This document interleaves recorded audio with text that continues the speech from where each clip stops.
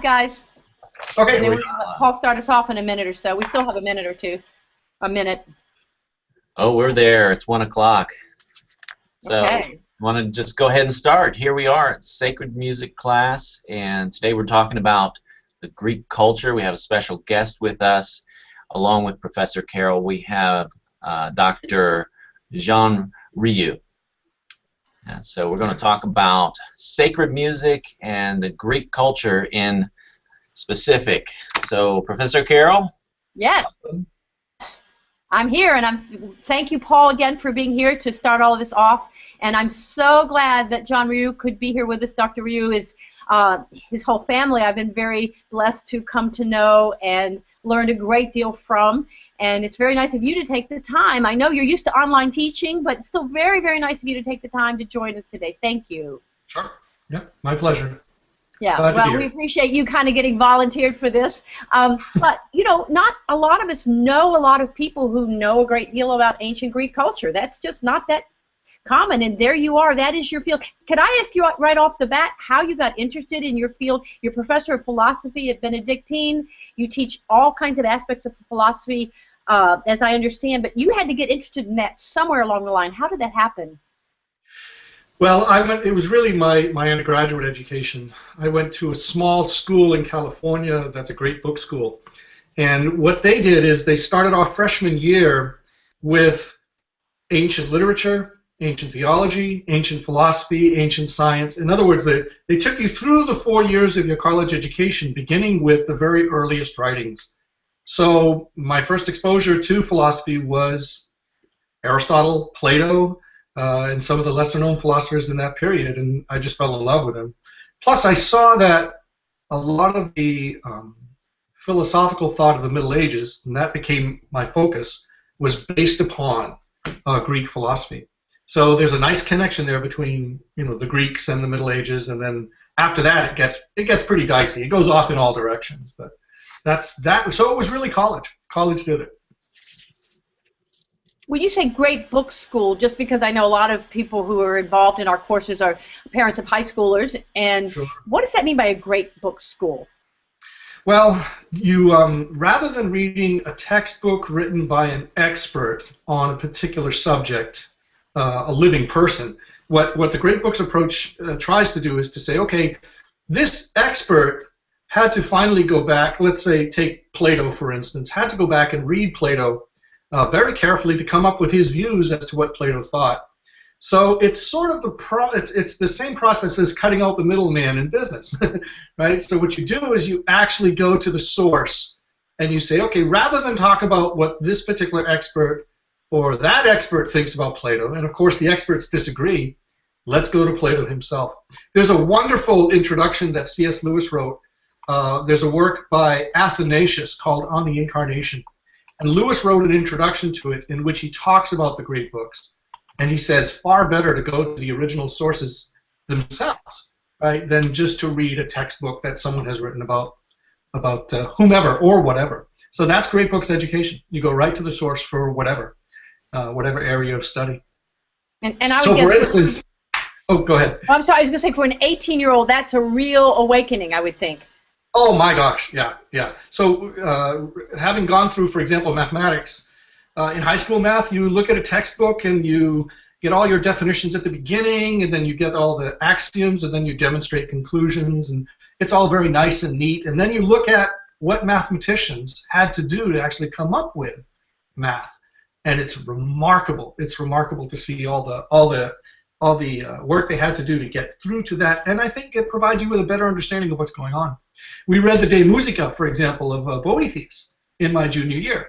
So Boethius' seminal work on music, rather than, no offense, Professor Carol, but rather than read an expert's opinion on music theory, we went back to Boethius and actually read this. And it was helpful, too, because we were doing Latin at the same time. So it was great. It was a nice mix. You mentioned going to the source. Would you advise doing that for a junior high or high school student, or is there something that would be a good stepping stone, something to get them interested at first? Yeah, I agree. So a lot of these things, there are works I read in college which I did not do justice to because I was too young then. And I can go back to them now and get a lot more out of them. So, even where I went, they used a Latin textbook to teach us Latin. So I would say, start with some of the more accessible works. Plato, if you want to study philosophy, Plato's an excellent place to begin for a young person. High school, even junior high, he's very accessible. He has some interesting discussions, raises interesting questions. It's not clear to me that you could do science using great books in high school. That would be very tough because there's a lot of math behind those things, and you have to have that level of math at your fingertips. But yeah, I think there's a good range there. But some of the works are more accessible than others. So that's what I would encourage younger people to do. Well, we were so grateful that you would come on, because in our third unit of early sacred music, we're doing our best to bring to life some of the aspects of Greek culture that the early Christians encountered in those first centuries, and how the influence of that high level of culture in Roman society affected Christian thought. I mean, that's a huge topic, I know, but that's partly what you teach. Is that correct? Well, yeah, my area is philosophy, so I'm much more focused on philosophical thought, but some of it, of course, is bound up with the culture of the Greeks and the Romans. How they lived out their lives. It's a very important part of how they thought philosophically about the world that they lived in. So that's I teach. For a great example, since we're talking about music, is the Greeks. Their conception of music was very, very mathematical. They were far, far more interested in the math behind musical intervals than in the pleasing sounds that those intervals would bring about. Right? So we think of music today as a fine art. They thought of it much more as applied math, applied arithmetic specifically. So you could take numerical ratios and you can hear them right, in musical intervals. And that fascinated them. So the whole notion of Greek music was very much a study of mathematics as applied to sounds. And that's what they were first and foremost interested in. So yeah, definite connections. Now, when you get to early Christian culture, yeah, they weren't at all initially very inclined to accept what the pagans had come up with. After all, the pagans were they're persecutors, right, in the early Christian church. So they were a little leery of that. But after a while, they said, hey, listen, the truths that they've come up with are still quite valuable and useful, and we can understand God through those things. So that was part of that transition there. I don't know if I addressed your question, Professor. Yes. No. Well, look, can we talk about that? I often hear. I'm sorry. I'll find a coherent sentence here in a minute. But I often hear people say, "Oh, you don't have to read all of that Greek philosophy, but you should read Aristotle. It's very helpful in understanding early Christianity." And so, what truths did appeal to the early Christian communities? Yeah, well, first of all, they were just concerned with staying alive early, right? So it was, before the Edict of Milan, there's, persecution. They don't have time to sit down and say, okay, well, how should we educate our children? Or, should it just be training in the truths of the faith, or is there a broader way to study things beyond just religious truth? And I think that's where the ancient Greeks and Romans came in. Right? So, the Romans especially were primarily Stoics, and there's a whole culture or current of philosophy among the Stoics. That's how they actually lived their lives, is through Stoic philosophy. So philosophy for them was what religion was for the early Christians, a pattern of life. Right? But there were tensions between the Stoics and the Christians. They had to work out the different views. Is there immortality, for example, of the soul? That's a huge question for the Romans. Christians had sort of a very good answer already to hand. So they tended to resist Roman philosophy because it was, grappling with this thing, and in a lot of cases they just simply out and out denied it. And then they say, well, what can we bring in from Roman philosophy that's valuable? So it's a later development. It's not going to be. It's going to be Augustine. Certainly Boethius. The Christians start talking about connections that they might have with those early Greek thinkers. But as I said, their first concern was, how can we avoid that lion, sitting over there in the corner?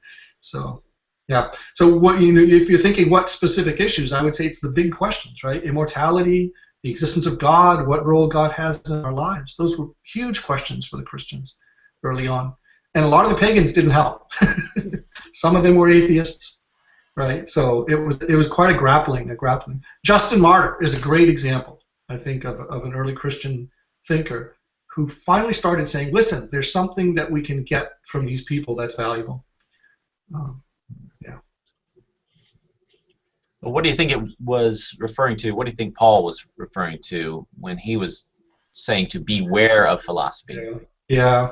Well, Paul is very cautious because, as I said, Roman views and Greek views, they held things which are incompatible with the Christianity that Paul was preaching.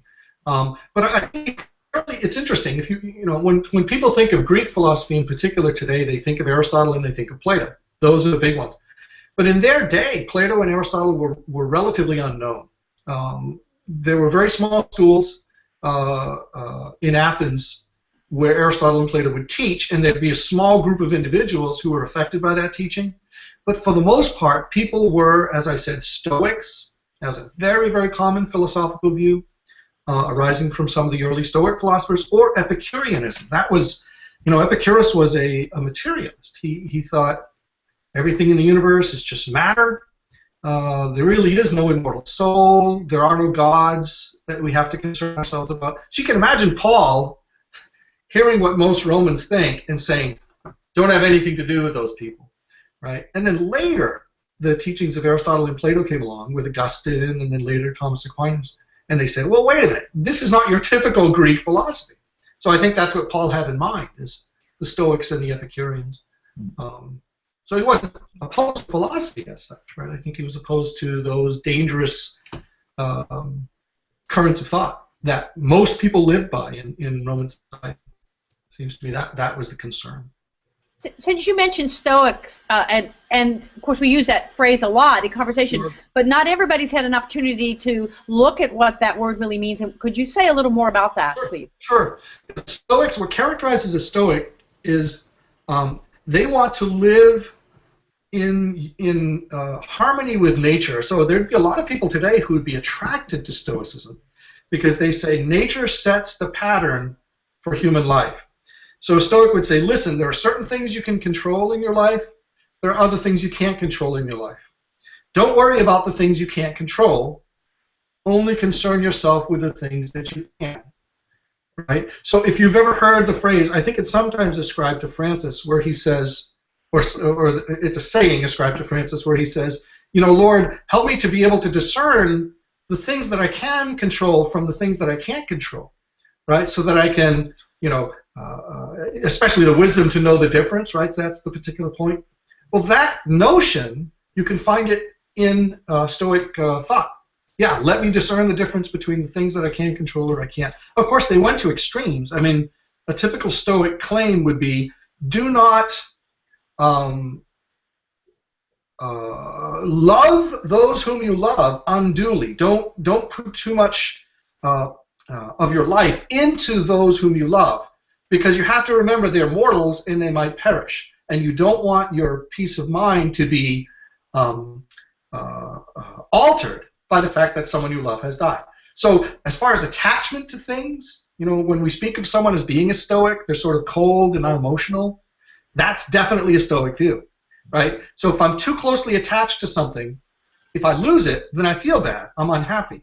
So their solution was, don't get too attached to things, including those you love, right? So think of your wife as a mortal, says Epictetus, who's one of the prominent Stoics. He says, whenever you look at your wife, remember, this person is a mortal. That way, if she dies, you won't be too upset by it. That's Stoicism. I'm not kidding. Yeah. So the Romans, right? Think of Roman society, very, very strong. Or the Spartans, right? The ancient Greek Spartans, very, very wary of emotional attachment. We find it astonishing today, but that's a Stoic view. Yeah. On the other hand, right, it is kind of reasonable to say, should I concern myself with things that I have no control over? well, finally not, right? If you really don't have any control over them, then it doesn't make sense to get too upset by them. And so you have a nice Christian connection there where Christ says, don't worry about things. The birds of the air, they have what they need. Their Father gives them what they need. And Stoic philosophers came along and they said, that's us. Do you see? So you start having connections between the pagan thought and Christian thought. And Christians, of course, making much of those connections and trying to lead pagans to Christianity by saying, hey, we're saying much the same as you're saying in some cases. Yeah, that's Stoicism. Epicureanism, the other view, is that's a very common view today, right? The only thing that's good in life is pleasure. We're just animals. We're just physical beings. Our soul is just, the way our matter, our body is put together. When we die, there's nothing left. So carpe diem, if you're familiar with that phrase, that's Epicureanism. So the average college student is fully familiar, right? They say YOLO today instead of carpe diem. So you only live once, and then they just live life to the fullest. And that would be an Epicurean view. So the views are still out there, and still people still hold them. They just don't call them that. Yeah. So that's why I think it's important to study Greek philosophy. Yeah. Wow, that's a great endorsement too. I mean, I do think it helps. This is sort of the premise of a college education, is that it helps us figure out what it is we think and why we think it, to give us at least an edge and understanding, so we're not victims of our own sort of mindless thought. That's at least a theory. Yeah. We're born with certain intellectual thoughts, or at least in our youth, right? We uncritically just drink everything in that we're told. And studying the Greeks helps you to say, now wait a minute, which of those things do I really want to hold on to? Yeah. I'm looking at Paul because I see his face. I'm thinking there's questions that he wants to ask, and I talk so much, as everybody knows. I'm going to try to be quiet for a minute. Oh, no, I'm just enjoying it.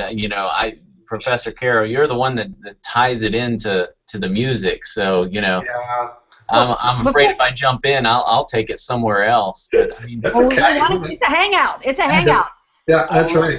I will say it is, as you start to study, you realize that, especially the New Testament was written in a time where all of these cultures were colliding or, coexisting, where you had the Hebrew culture and you had the Greek culture together, and then even some others. But it is interesting too when you read the parables and the Sermon on the Mount and just the teachings of Jesus, and then going into Paul as well, to be able to discern which ones come from Hebrew thought, which ones come from Greek thought, and then which ones even complement each other or coincide.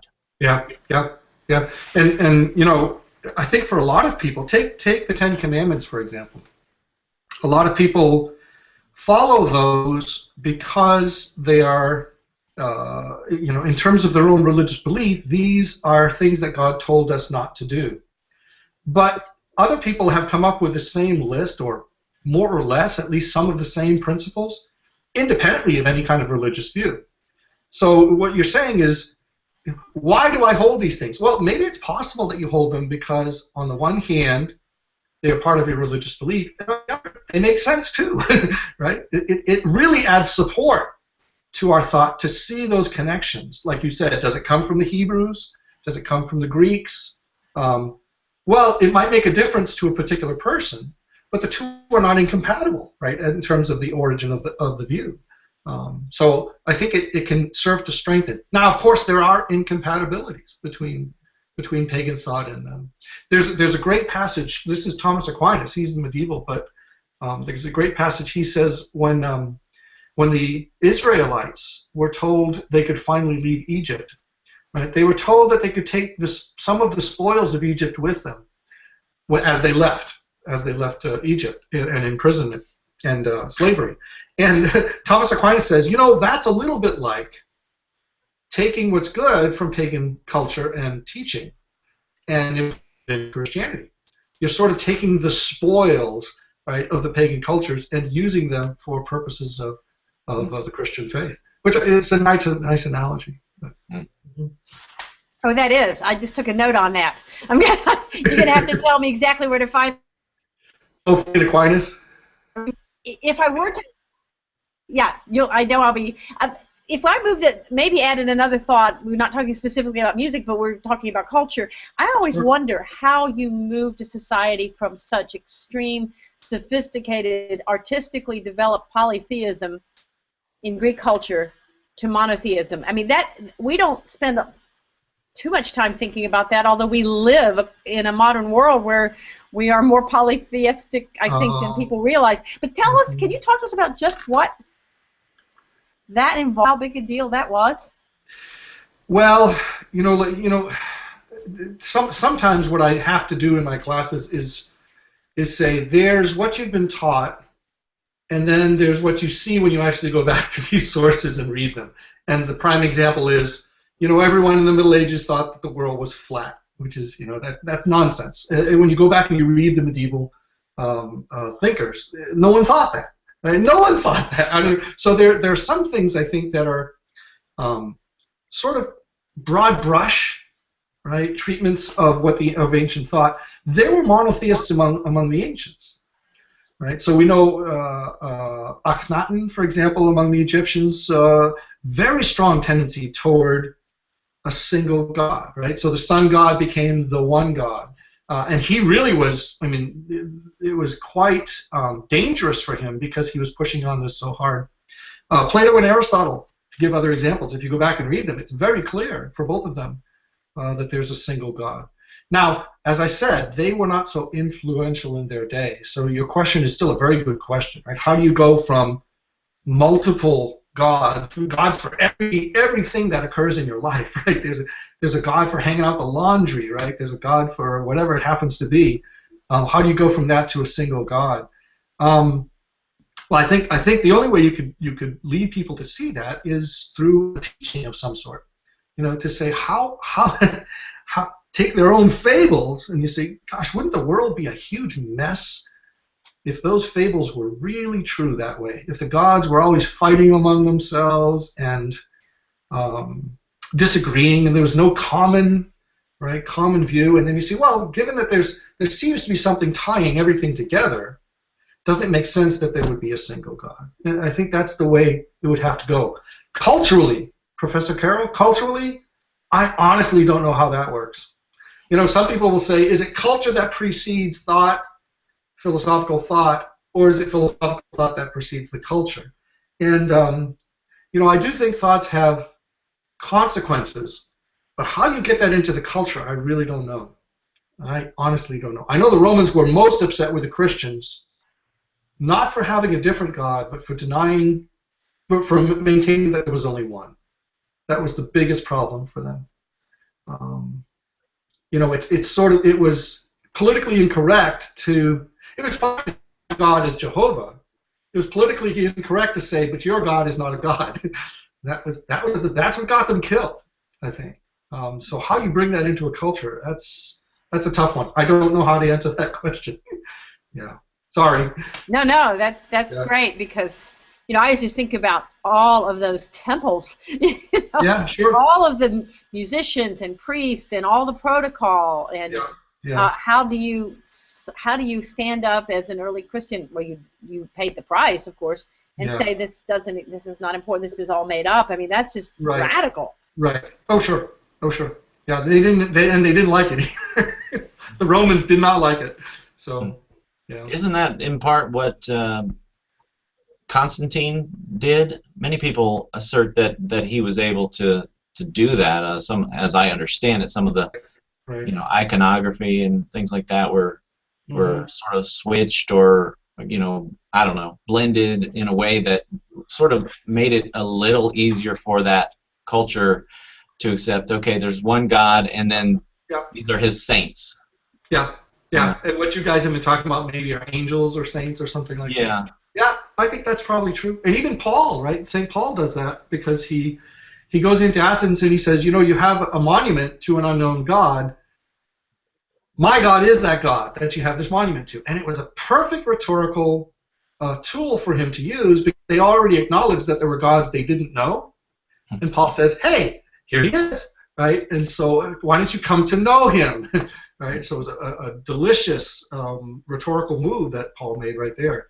Yes. But I know Constantine, yeah, he finally brought everything under Christianity, and how he did that.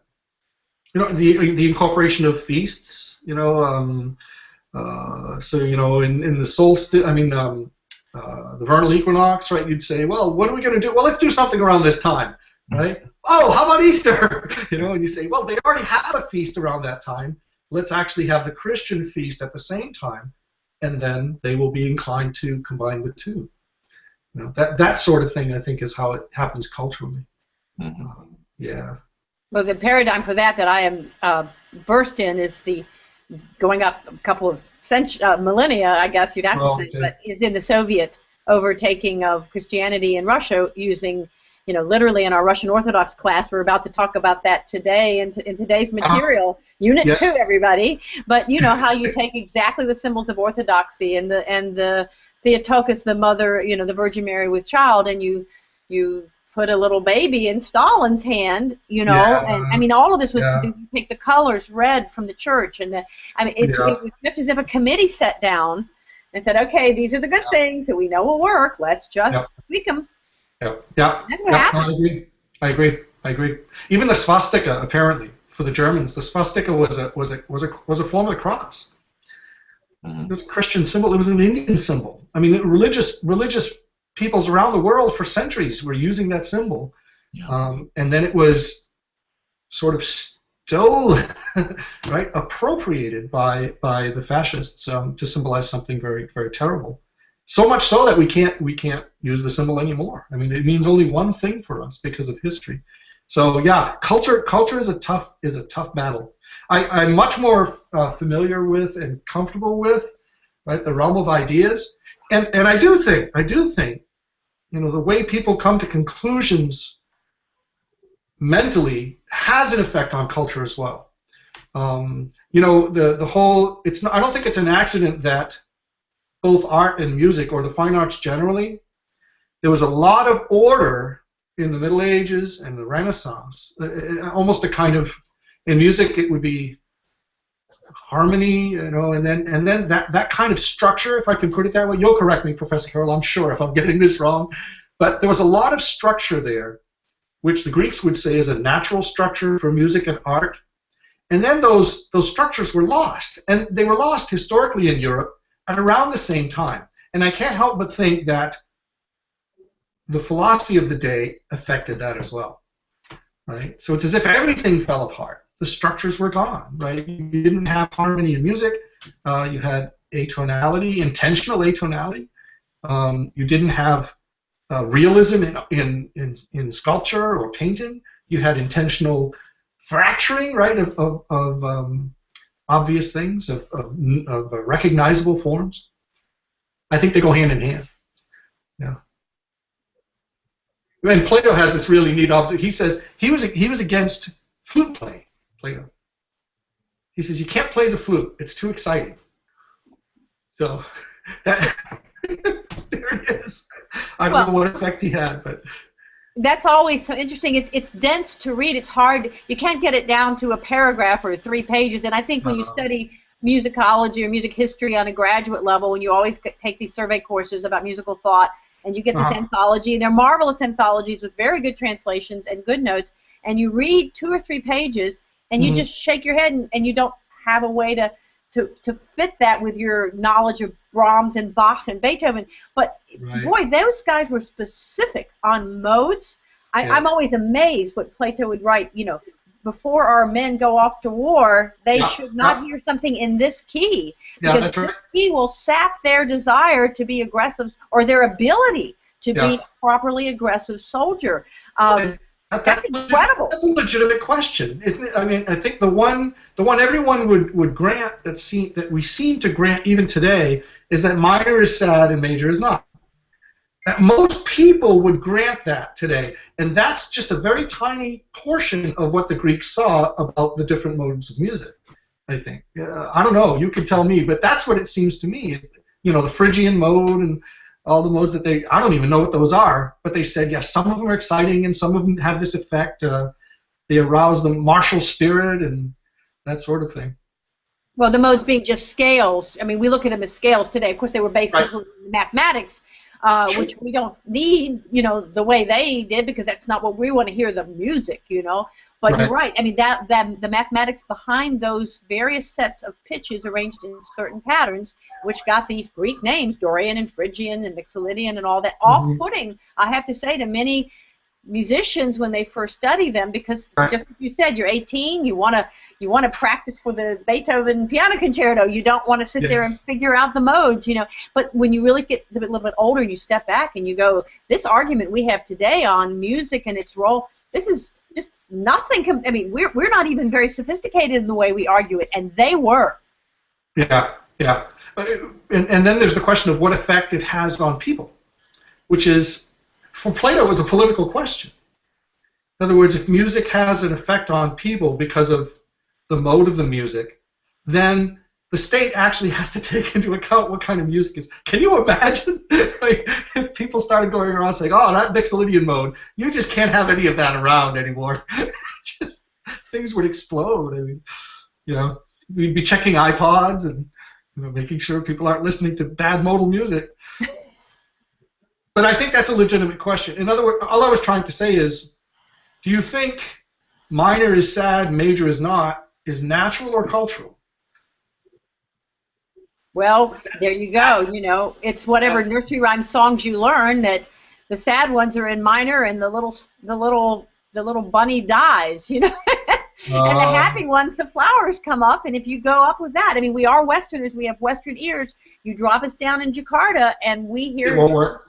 We don't hear what a child from Indonesia hears, you know. That's a fact. Yeah, is that right? Yeah. So minor in India wouldn't be considered. I mean, apart from lyrics, the music wouldn't be considered sad? Is that? Well, there's more scalar and rhythmic patterns if you get into non-Western music that, you know. They don't even fit into our. Yeah. You got to hear things. You got to hear microtones. You've got to hear things in not in a linear fashion with melody, because you're hearing the effect of repetitions and patterns.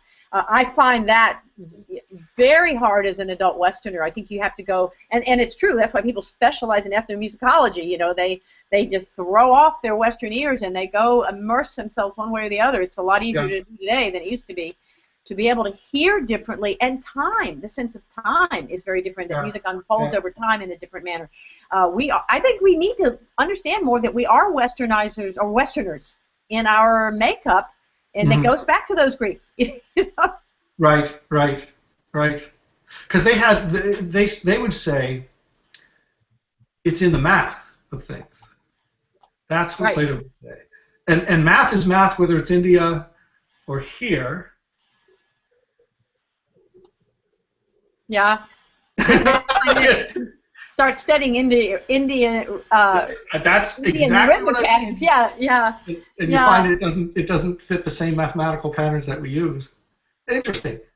Well, yeah. I mean, it's not. You know, I think again, what our children are. I mean, I'm thinking a lot about this right now because, of course, you guys have big families and you've raised your babies. I'm sorry, I'm in a new grandmother role here, so y'all have to forgive me. But watching a child of 5 months. I'm in a grandfather role. Yeah. Well, 5 months. Yeah, you did that recently too, and I know, Paul, you haven't done that yet. Your kids are too young. It's coming. But when you take a 4 or 5 month old baby and realize you raise this child in China, you raise this child in Peru, you raise this child in the Polynesian part of the world, that's going to be a completely different understanding of language and sound and melody, and that just, anyway, that's just on my mind a lot. You're forming a Western ear or a non-Western ear in a Western thought process, and all that. And of course the Greeks had, but they had a lot of influences from Eastern culture. Could you say something about that in terms of, because there was not an isolated Greek world? You've already made references to that. Yeah, I don't know much about non-Western influences on the Greeks. Okay. Yeah, I mean there are certainly, if you look at Asia Minor, even Asia Minor was really part of the Greek world, right? So what we would call well, well, you know, on the eastern side of the Mediterranean Sea, all the way down to Turkey, let's say, something like that. That was still west as far as the influences on philosophy and things like that were concerned. You'd have to go pretty far west, pretty far east to get something that wouldn't fit the Western pattern there. So as far as philosophy goes back, anyway, the earliest philosophers in that era were still Western philosophers. You know, there's no. I mean, I know there's Indian philosophy, but I don't know very many influences on the Greeks there. But yeah, so there's a kind of isolation, I imagine, just geographic. Yeah. Where does I should be letting Paul? Paul, you have to jump in. You have to. I was going to ask Dr. Rioux about poetry and how we understand it as opposed to how the Greeks understood it. Right. Well, again, poetry was just an application of math. So you have the long and the short. Right? So Aristotle wrote this work called the Poetics, and it's a seminal work in literature, Greek literature, but also the analysis of language. The Greek language is very different from English. I mean, we use accent to some extent, but you know, you can take the same word and pronounce it differently, and it'll mean something different. What I mean by that, but for the Greeks, a poem was very close to a song, even in the way that they would say it, because of the way the Greek language is actually pronounced. So, you know, you'd have the long and the short, and meter was extremely important for them. But still, if you want, what's the philosophical thought behind poetry for them? That's not the case for us. It's that they thought, well, there are certain natural structures in place that you have to follow, right? So remember we talked about the notations of Greek music, and they would say, well, there are these things. There are dissonant intervals. There are consonant intervals. The same would hold true for the language. So it wasn't. You know, we think everything goes, I think, in our day. So you have free verse, open meter. You know, yeah, we had a little frequency. I don't know if everybody saw that, because I want to ask you if you'll repeat what you just said. And it may be. Okay. Would you say that again? I don't know. Did you hear that interruption, Paul? You froze up for a minute. I think Paul may be frozen. I think our, but like if you were talking about her accent. Yeah, good. If you just repeat that last part, please, sir. On you mean the natural basis? Is that the? On the free verse and the. Well, you're talking about the poet. You talked about the mathematics. You talked about the accents. Right.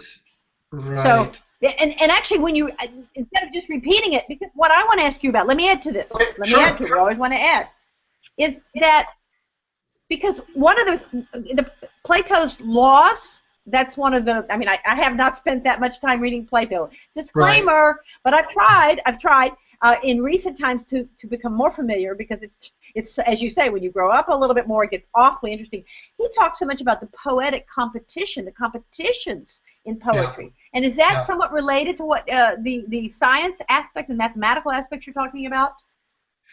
Yeah, they would judge. I mean, there are two aspects. So you'd have tragedy and comedy, and those things, they would be measured in terms of the effect that they had on the audience, like we would. So you'd say, well, you know, a tragedy, it's going to follow a certain structure. It's going to start with a person who's above average, and then through circumstances beyond his or her control, some terrible misfortune happens to them. That was like their structure for a tragedy. And the comedy was exactly the opposite. The comedy, you had a person who was maybe of lesser virtue or less well regarded by society, and then through good fortune, not through their own efforts, they're raised above to a higher level, right? And that would be their comedy.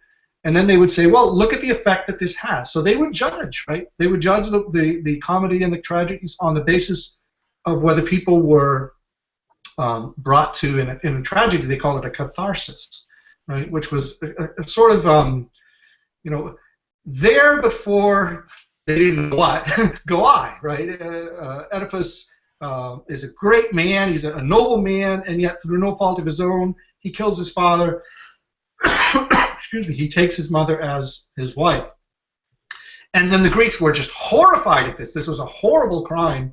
But since they were not the ones directly involved, right, they felt, as it were, sort of wrung out as a result of seeing the tragedy. It was a great tragedy because it had that effect. So there were technical things Aristotle talks about in the Poetics, you know, the meter, the rhyme, but there are also these kind of more the plot, right? The plot and the effect that it had, the spectacle, what they saw, all those things were part of what the Greeks would look at when they're trying to evaluate art. I guess my general point still, though, is it was highly structured compared to what I think we would say today. If you wanted to find a difference between how I would regard the fine arts among the Greeks and the fine arts in our day, it would be intentional structure. Almost some people might say, you know, a very severe narrowing. In, you know, the Baroque, classical opened up a little bit more, Romantic opened up a little bit more, and then whoosh, right? There seemed to be no structure at all. Now, you may be right. I'm wrong on that. Right, that these people were meticulous it was just a different kind of structure. But then the key for me was that the Greeks actually saw these structures as part of the nature of things. So they would say, you know, there's, you know, a dissonant interval, there's something even wrong with it if it's unresolved. That's a very strong way of the Greeks looking at things, I think. Very conservative is another way of putting it when it comes to art. Did that appeal to the early Christians, do you think? Is that part of what was appealing? That's a good question. Simple question, I guess, but... Yeah, you know, I don't know.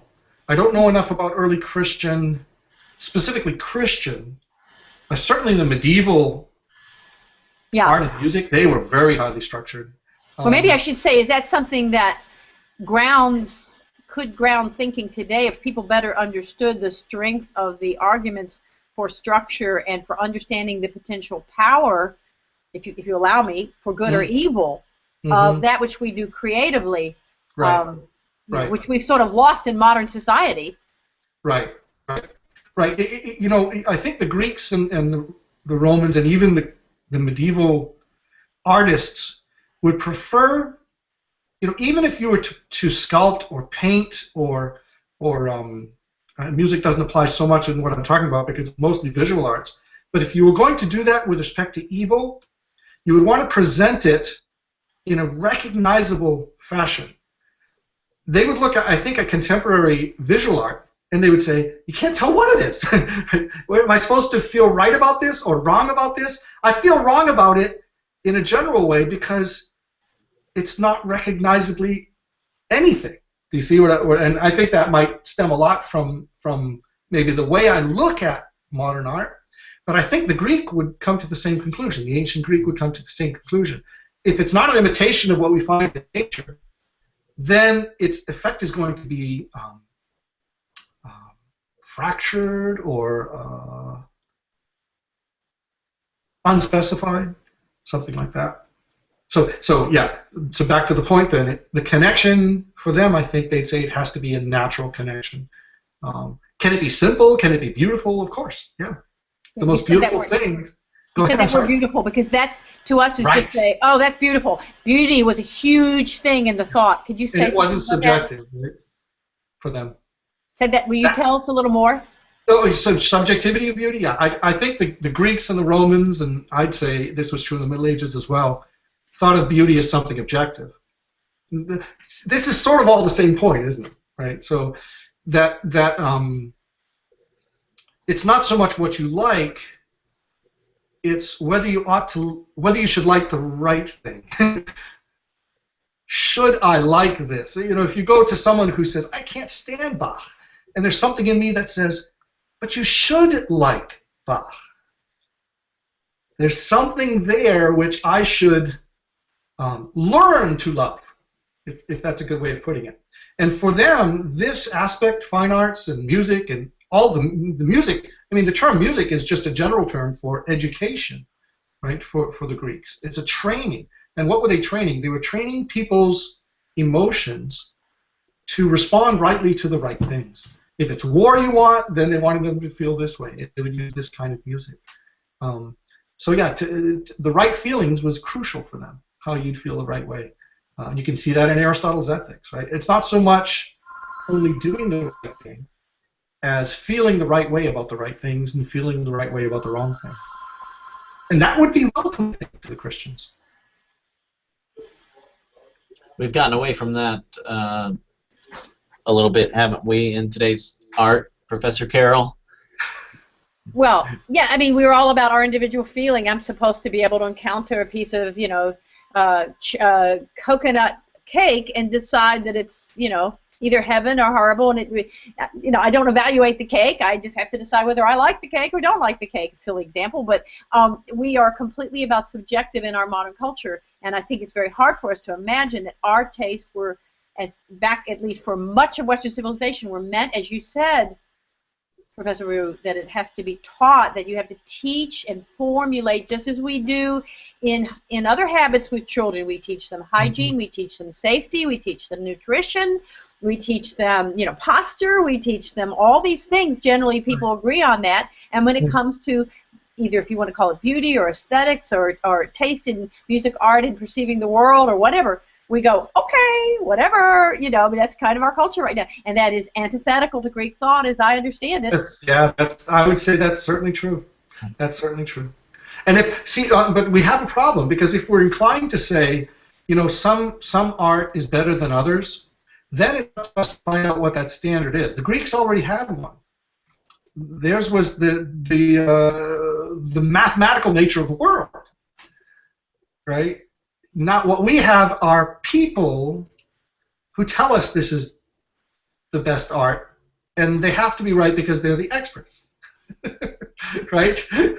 Right. So yes, well, of course, so and so has been studying art for 60 years, right?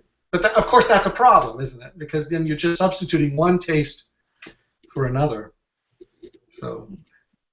Yeah, so I think the study of the fine arts has to grapple. The fine arts today have to grapple with this question, and then there's the whole matter that I raised earlier of, does this have real effects on people, on children, for example?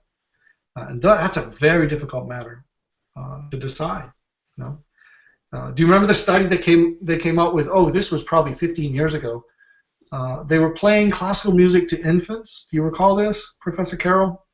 And they were saying, yes, it's very good for infants to listen to Bach, because then they're going to be, and Mozart, and I guess some of the classical and Baroque artists, because they're going to be much more intelligent. I forget even it was a monstrous claim. It was this huge claim that they were making. Yeah. But I think people are searching at what kind of things should we be listening to? What kinds of things should we be looking at and studying? It's a tough question to answer. Paul, I'm giving you an opening. Oh, well, I don't know. You guys, I'm so ingrained in pop culture that that's my problem, is I just refer back to anything that's pop culture, and it's not even art. But I mean, I was just reading this morning where a musical artist walked out of the latest Grammy Awards show because just offended at what they were putting up there as this is the top. This is the best of what we have this year in our arts. And this artist just politely walked out, didn't make a scene or anything, and was actually being, the artist is a Christian artist, but was being lauded by a lot of non-Christians, saying, I totally agree, and I agree with your right to go and do that and do it politely, because somebody needs to stand up.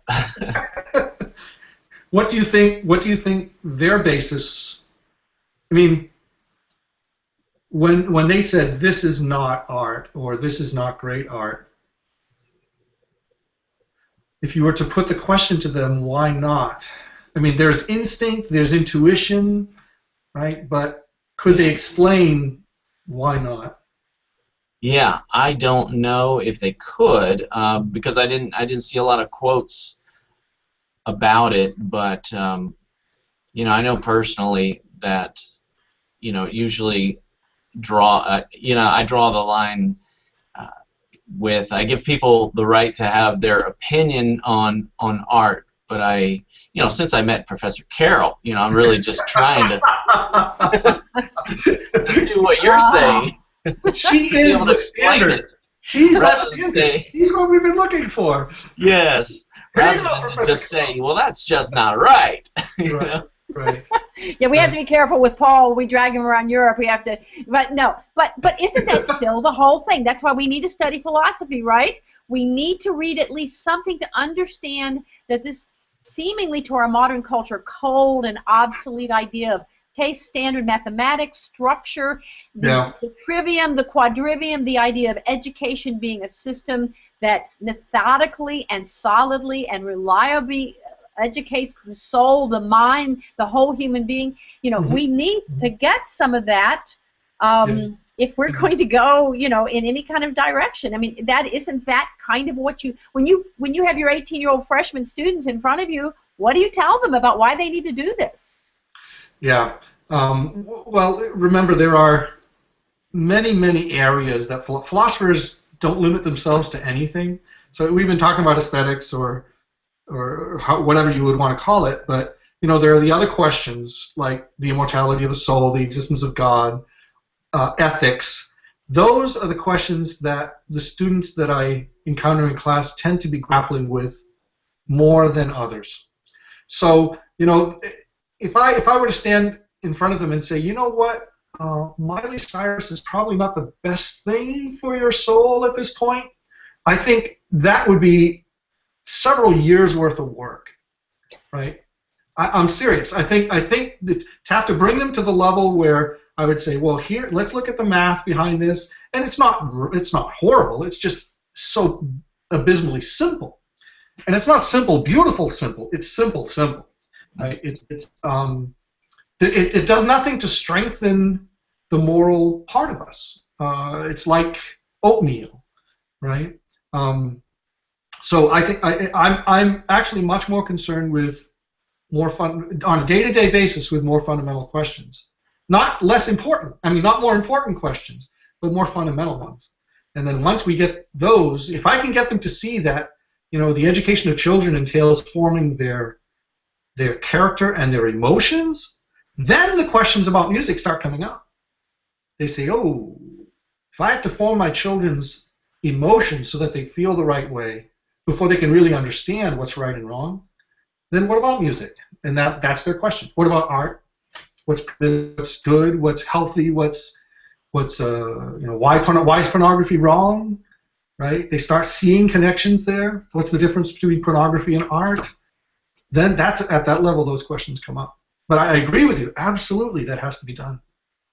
Well, I always look at it this way: is that if art has to be provocative, well, if something has to provoke me for it to be good, then it's going to take something more to provoke me the next time. That's right. And and then the next time, and then the next time, and before you know it, it's just going to be complete chaos or just pain and death, and Yes.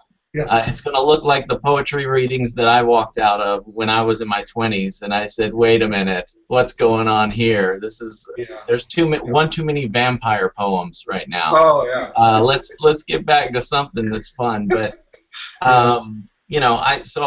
my opinion, my humble opinion, would be that art should be more evocative than provocative. Mm-hmm. Mm-hmm. Yeah, I agree. I certainly agree. Yeah. Well, and you've got it right. As a teacher of college students, and all of our Circle of Scholars and other people that are part of what we're doing here, those of you who have the students headed to college or the middle schoolers, or we get to be older and look back on all this, I think we more and more see that whatever our Latin teachers were trying to tell us in the 7th grade, or our grandmothers, we can find enormous enrichment and support if we can become a little more familiar with the basis of those, as you would say, we could almost say eternal values, shared by the Greeks, shared by the early Christians, brought down to us through all those medievalists, that these are not dull and dull and old and dusty and useless. They are really like vitamins and minerals and roots that will nourish who we are and who we want to become. Yeah. Yeah. Oh, absolutely. Absolutely. Very good. That's absolutely right. Yeah. Well, we really appreciate you taking time from fighting on the front lines at Benedictine. I know you're very, very involved in all you're doing in your writing, your research, your daily teaching. We're very grateful. I know Paul and I are very happy about this. We hope we can maybe ask you again. I'm open to that. Sure. Yeah. If it works. Yep. That sounds fine to me. Awesome. Well, thank you so Thank much for you. joining us. Yeah, Okay. Professor Carol, do you have anything else? I think we're just over the top. I hope that everybody's Yeah. enjoyed this. I know a lot of people will be watching this subsequently, and you can type in if you have questions. You can send them to us, and we can send them on. And we look forward to next week when we move into the monastics. We move into the early Christian centuries, but after the Edict of Milan, after Christianity is legal, and you start seeing the growth of the systems that will soon be very recognizable to everyone. We've got and getting into the point where soon we're going to have notated music and all kinds of things are about to happen. So we just appreciate having you with us on the journey. And Professor Rioux, thank you so much for being part of today's. It was delightful. Thanks. Nice meeting you, Paul. Nice meeting you too. Thank you so much, Professor Rioux.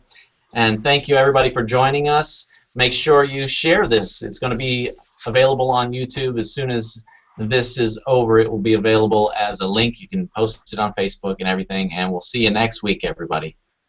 So long. So long. Bye-bye.